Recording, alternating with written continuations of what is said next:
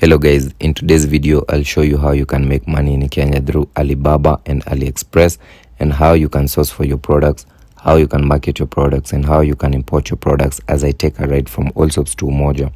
For those who know what these two sites are all about, know that places filled with wholesalers in Nairobi like Isili, Gikomba and Kamkunji tend to import some items from these platforms. And to confirm this, just scroll through these sites and pay close attention to some products. You'll find them being sold here by these so-called wholesalers.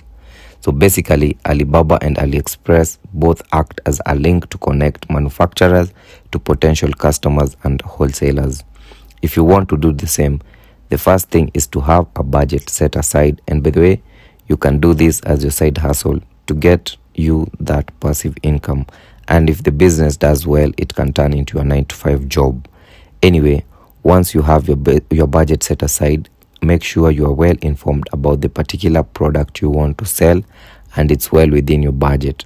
One great thing about this platform is that you can't lack anything to sell because there are a lot of products and items under different categories.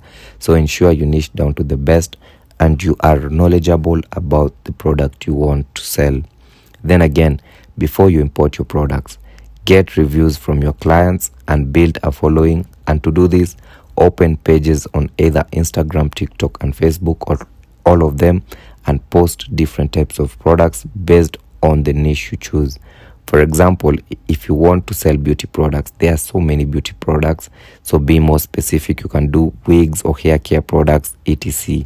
Then just post pictures and videos of the wigs you found and wait to see how people interact with them and which type or design is being inquired a lot by your potential customers. Then from there, double down on it so that when you import them, you know what to bring and what will succeed. When it comes to importing, by the way, be keen and on the lookout because scammers are always there. So choose suppliers who have a rating of 4.2 and above and they have a lot of reviews. This will show you that the person you're talking to is a genuine. From there, try and bargain and come to a good deal with them. Then choose the shipping company of your choice and your goods will arrive within a week or two. Once your item arrive, have a unique way of packaging them, and you can try and get some inspiration from Pinterest, and you can make your business cards from a site called Canva.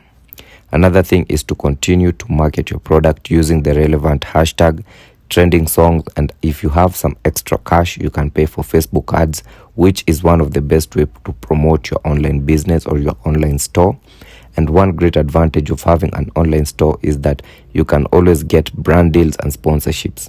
And speaking of sponsorships, you can always pay some influencers under your niche to promote your product if you have the ability to do so. If not, you can always talk to your friends and family members to model on your products.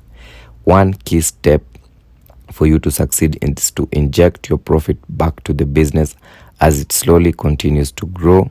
And again, you can always rent out spaces in people's stalls for clients who want to visit your physical shop. That little money you have can actually generate you a lot of money if you do this correctly, and patience is key. I'm sure there are some online stores or online shops you see and you wonder where these people get their items. Well, now you do. Subscribe to the channel, turn on the post notification bell, comment if you have any inquiries, and like the video. Let's meet on the next one and I'll make a video.